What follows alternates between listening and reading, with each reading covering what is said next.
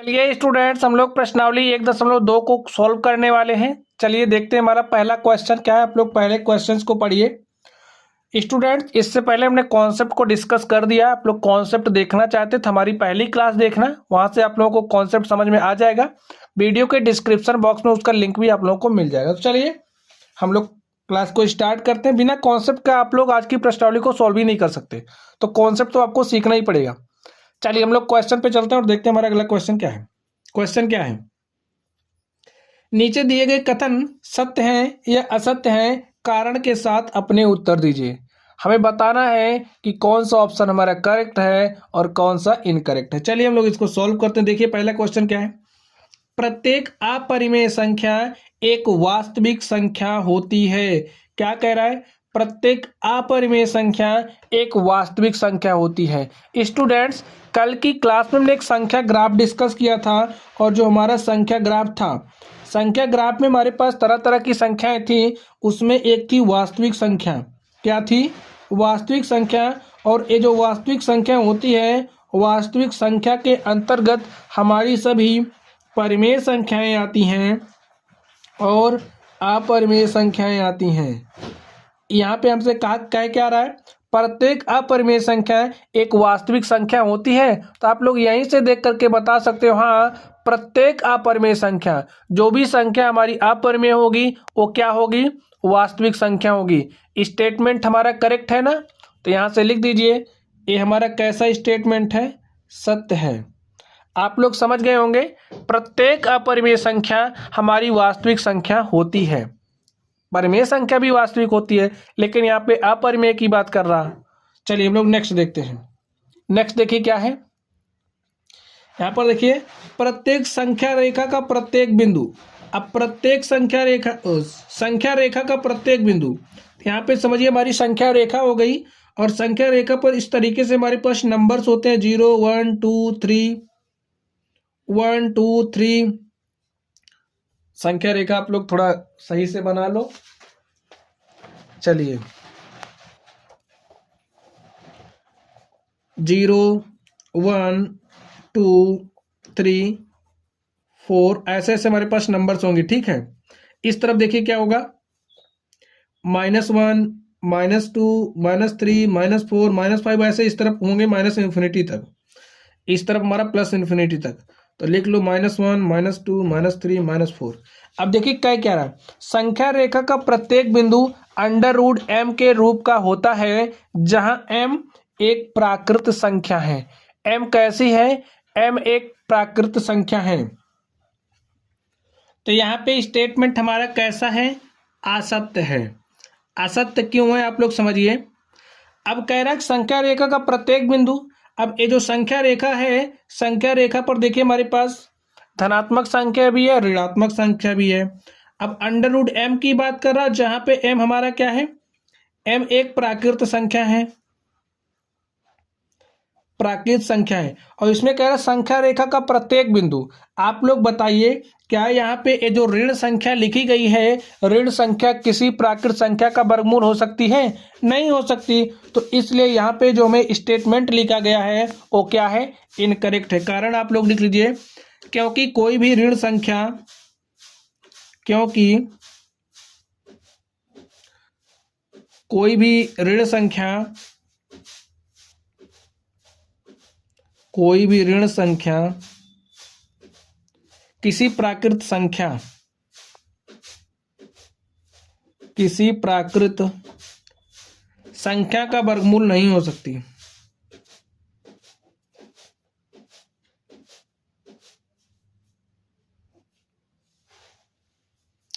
नहीं हो सकती। कारण आप लोगों को समझ में आ गया होगा। चलिए अब हम लोग नेक्स्ट क्वेश्चन को देखते हैं और देखते हैं हमारा अगला प्रश्न क्या है। यहाँ पे देखिए, प्रत्येक वास्तविक संख्या एक अपरिमेय संख्या होती है। क्या कह रहा है, प्रत्येक वास्तविक संख्या एक अपरिमेय संख्या होती है। इसको आप लोग समझिए। तो यहाँ पे ये जो हमारा स्टेटमेंट कैसा है, असत्य है। असत्य क्यों है आप लोग इसको समझिए। प्रत्येक वास्तविक संख्या एक अपरिमेय संख्या होती है, हमारा स्टेटमेंट कैसे असत्य है। देखिए, जो हमारी वास्तविक संख्या होती है, वास्तविक संख्या हमारी किससे बनती है आप लोग बताइए। सभी परिमेय संख्याएं वास्तविक संख्या के अंतर्गत आती हैं और अपरिमेय संख्या भी आती है। अब प्रत्येक वास्तविक संख्या एक अपरिमेय संख्या होती है, हमारा स्टेटमेंट गलत है, क्योंकि प्रत्येक वास्तविक संख्या जो होती है वो एक परिमेय संख्या भी हो सकती है और एक अपरिमेय भी हो सकती है। तो इस तरीके से स्टेटमेंट आप लोगों को समझ में आ गया कैसा है, असत्य है। चलिए अब हम लोग अगले प्रश्न की तरफ चलते हैं और देखते हैं हमारा अगला प्रश्न क्या है। क्वेश्चंस को देखिए स्टूडेंट, क्या कह रहा है नेक्स्ट नंबर, दूसरा नंबर क्या है, क्या सभी धनात्मक पूर्णांकों के वर्गमूल अपरिमेय होते हैं? यदि नहीं तो एक ऐसी संख्या के वर्गमूल का उदाहरण दीजिए जो एक परिमेय संख्या है। तो चलिए स्टूडेंट्स हम लोग इसको सॉल्व करते हैं। सबसे पहले देखिए हमसे क्या कह रहा है, क्या सभी धनात्मक पूर्णांकों के वर्गमूल अपरिमेय होते हैं। तो यहाँ पर समझिए आप लोग, सबसे पहले हमारी क्या होगी, संख्या रेखा हो गई, और संख्या रेखा पर हमने आपको पढ़ाया था हमारा क्या होता है, जीरो होता है। जीरो के दाहिने तरफ हमारी सारी संख्याएं कैसी होती हैं, धनात्मक पूर्णांक होती हैं। तो लिख लो धनात्मक पूर्णांक क्या हमारा 1 है, A2 है, A3 है, ऐसे 4 राइट किया हमने, 5 6 7 8 और 9 हमने इस तरीके से लिख लिया। चलिए अब हमें धनात्मक पूर्णांकों की ही बात करनी है। क्या कह रहा है, क्या सभी धनात्मक पूर्णांकों के वर्गमूल अपरिमेय होते हैं? तो हमारा आंसर यहां से हो जाएगा नहीं। क्यों नहीं, क्योंकि आप लोग कारण देखिए, कारण देखिए। चलिए ये हमारे धनात्मक पूर्णांक हैं, हमने इनका वर्गमूल लेना स्टार्ट कर दिया। समझिए हमने अगर 1 का वर्गमूल लिया तो हमारे पास √1 ही होगा। ये क्या है हमारी, हमने √1 का वर्गमूल लिया तो हमारे पास 1 आ गया। चलिए नेक्स्ट देखते हैं। अब √2 लेते हैं। देखिए √2 क्या है हमारी, ये हमारी अपरिमेय संख्या है। कैसी संख्या है, अपरिमेय है। अगर हम लोग √3 ले लें, यानी कि यहाँ पे ये जो हमारी धनात्मक पूर्णांक 3 है, अगर हम लोग 3 का वर्गमूल ले लें तो √3 हो जाएगा। ये भी हमारी अपरिमेय है, ये भी बात सही है। लेकिन आप लोग देखिए, अगर हमारे पास धनात्मक पूर्णांक 4 है और 4 का हम वर्गमूल ले लें तो हमारे पास क्या आ जाएगा, 2, और 2 हमारी क्या है, एक परिमेय संख्या है। क्या है, परिमेय संख्या है। यहाँ पे 1 भी हमारी क्या है, परिमेय है। ठीक है। अब यहाँ पे क्या कह रहा था, क्या सभी धनात्मक पूर्णांकों के वर्गमूल अपरिमेय होते हैं? तो यहाँ पर आप लोग देखिए, ये हमारे धनात्मक पूर्णांक थे। इन धनात्मक पूर्णांकों का जब हमने वर्गमूल लेना स्टार्ट किया तो हमारे पास कुछ परिमेय आ रहे हैं, कुछ अपरिमेय आ रहे हैं। तो यहाँ पे देखिए ये हमारा 2 क्या हो गया, जब हमने 2 का वर्गमूल लिया तो हमारे पास परिमेय आ गया, परिमेय संख्या। तो इस तरीके से आपको लग रहा है कि हमको परिमेय भी मिलेगा, अपरिमेय में भी मिलेगा। तो इस तरीके से यहाँ पर जो हमें स्टेटमेंट दिया है वो स्टेटमेंट हमारा कैसा हो गया, गलत हो गया। अब हमसे एक एग्जाम्पल देने की बात कर रहा है, तो एक ऐसी संख्या के वर्गमूल का उदाहरण दीजिए जो एक परिमेय संख्या है। तो यहाँ पे देखिए, जब हमने 4 लिया, 4 का हमने वर्गमूल निकाला, हमारे पास 2 आ गया। 2 क्या है, एक परिमेय संख्या है। इसी तरीके से आप लोग संख्या 9 को देखिए, अगर हमने धनात्मक पूर्णांक 9 को लिया तो 9 का वर्गमूल हमारे पास √9 हो गया, और इसको हल कर लेंगे तो हमारे पास क्या आ जाएगा, 3, और ये भी हमारी क्या है, एक परिमेय संख्या है। तो इस तरीके से स्टूडेंट्स आप लोग समझ गए होंगे कि सभी धनात्मक पूर्णांकों के वर्गमूल अपरिमेय नहीं होते हैं, कुछ परिमेय भी होते हैं। यहाँ से आप लोग समझ गए होंगे। चलिए अब हम लोग अगले प्रश्न की तरफ चलते हैं और देखते हैं हमारा अगला प्रश्न क्या है। आप लोग क्वेश्चंस पढ़िए, क्वेश्चन पढ़िए। देखिए क्या कह रहा है, दिखाइए कि संख्या रेखा पर √5 को किस प्रकार निरूपित किया जा सकता है। हमें दिखाना है कि जो √5 है, √5 को आप लोग संख्या रेखा पर किस तरीके से निरूपित कर सकते हो। तो चलिए स्टूडेंट्स हम लोग इसको सॉल्व करते हैं और देखते हैं हमारा सॉल्यूशन क्या होगा। तो इसके लिए स्टूडेंट्स हम लोग क्या करेंगे, आप लोग समझिए। अब हमें √5 को संख्या रेखा पर निरूपित करना है। अब देखिए हम लोग एक यूनिट यहां से ले लेंगे, ठीक है, और यहां से इसके ऊपर परपेंडिकुलर ड्रॉ करेंगे। एक यूनिट का आप लोग लाइन ड्रॉ कर लीजिए। समझिए हमारी क्या है, एक यूनिट है, एक इकाई है, ठीक है। यूनिट मात्रा कुछ भी हो सकता है इसका। अब देखिए इसको यहां से हम लोग मिला देंगे, अब करना क्या है, ए एक यूनिट है, एक यूनिट है और हम लोग इसको निकाल सकते हैं। चलिए हमने इसको एक नाम दे दिया ए, ठीक है। हमारा ओ ए क्या हो जाएगा, आप लोग पाइथागोरस प्रमेय जानते होंगे, तो यहाँ पे देखिए पाइथागोरस प्रमेय को आप लोग अप्लाई करिए, देखिए क्या हो जाएगा। हमारा जो ओ ए का स्क्वायर है, देखिए ओ ए का स्क्वायर बराबर होता है इसके स्क्वायर के, चलिए हमने इसको भी नाम दिया बी, तो हमारा ओ बी स्क्वायर हो जाएगा प्लस ए बी स्क्वायर। इतना आप लोग समझ गए। और इसको हमने किस आधार पे लिखा, पाइथागोरस प्रमेय से, पाइथागोरस प्रमेय से। तो यहां से आप लोग समझ गए। चलिए अब ओ ए में निकालना है, ठीक है, ओ ए स्क्वायर का वैल्यू निकालना है। ओ भी हमारा कितना, हमने एक यूनिट मान करके रखा है कि यहां से यहां तक की हमने दूरी कितनी ली, एक यूनिट ले ली। अगर आप लोगों को इस तरीके से मान निकालना है, जैसे √3 निकालना है, √5 निकालना है, तो इसके लिए आपको करना क्या पड़ेगा, सबसे पहले एक यूनिट आपको डिस्टेंस लेनी है और उस पर परपेंडिकुलर ड्रॉ करना है एक यूनिट का। तो यहाँ से देखिए हमारा ओ बी कितना है, ओ बी 1 है, तो यहाँ से 1 का स्क्वायर हो जाएगा। ए बी कितना है, ए बी भी 1 है, तो यहाँ से 1 का स्क्वायर हो जाएगा। 1 का स्क्वायर करेंगे 1 हो जाएगा, यहाँ पे 1 का स्क्वायर करेंगे 1 हो जाएगा, और 1 1 हमारा क्या हो जाएगा 2 हो जाएगा। और यहाँ से ओ ए इक्वल टू 2 आ गया, ओ ए स्क्वायर हमारा ओ ए क्या हो जाएगा, देखिए अब इसका वर्गमूल यानी कि √2 हो जाएगा। ओ ए हमारे पास क्या आ गया, √2। अब इतनी जो हमारी डिस्टेंस है वो कितनी आ गई, √2। हमें निकालना क्या, √5। संख्या रेखा पर दिखाना भी ये कहाँ आएगी। चलिए अब इसके लिए फिर से हम क्या करेंगे, अब यहाँ पे ये जो हमारा ए है, ए पे हम लोग परपेंडिकुलर ड्रॉ करेंगे, कितना डिग्री का, कितना यूनिट का, एक यूनिट का।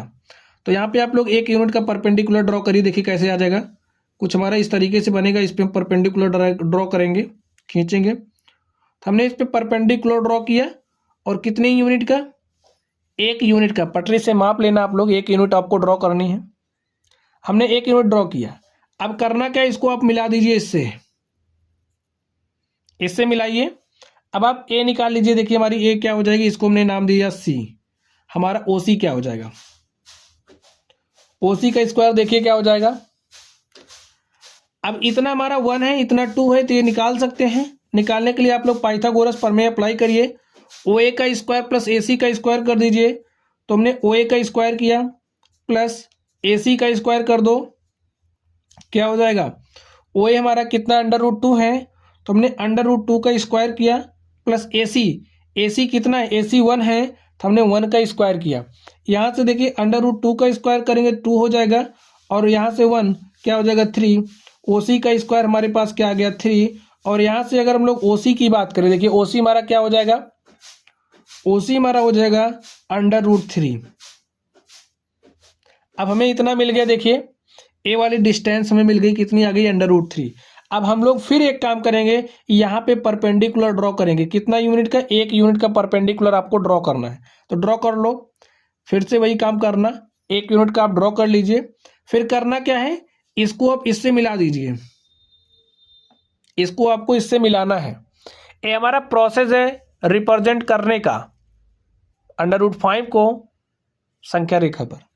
तो इस तरीके से देखिए, अब हमने ये हमारी कितनी आ गई √3। अब हम फिर क्या करेंगे, यहां से परपेंडिकुलर ड्रॉ करेंगे। हमने परपेंडिकुलर ड्रॉ किया और इसको इससे मिला दिया। ए वाली जो हमारी लेंथ है इसकी है, ठीक है। अब हमें ए वाली लेंथ निकालनी है, हमें ओ डी निकालना है। हमने इसको क्या मान लिया, डी। तो हमारा ओ डी क्या हो जाएगा, आप लोग यहां से समझिए, ओ डी का स्क्वायर हो जाएगा किसके स्क्वायर का, देखिए O C square plus C D square के। तो लिख दो O C square plus C D square. और यहाँ से ओ सी हमारा कितना है, देखिए √3 है, √3 का स्क्वायर कर दो प्लस सी डी कितना है, सी डी हमारा 1 है, तो हमने 1 का स्क्वायर किया। तो √3 का स्क्वायर करेंगे तो 3 हो जाएगा, और यहाँ से क्या हो जाएगा 1 हो जाएगा। अब यहाँ पे हमारे पास क्या आ गया, 3 + 1 4 आ गया। ओडी हमारा देखिए कितना आ गया, ओडी हमारा आ गया 2, ओडी स्क्वायर 4 है, तो ओडी कितना आ जाएगा, 2 आ जाएगा। समझ गए आप लोग। एक स्टेप और कर दो, ओडी इज इक्वल टू √4, तो ओडी हमारा क्या हो जाएगा 2 हो जाएगा। चलिए नेक्स्ट देखते हैं। अब ए वाली हमारी कितनी आ गई, इसकी लेंथ 2 यूनिट आ गया। अब नेक्स्ट इस पे परपेंडिकुलर ड्रॉ करिए, 90 डिग्री का 1 यूनिट लेंथ लीजिए इसकी, हमने 1 यूनिट इसका लेंथ लिया, ठीक है।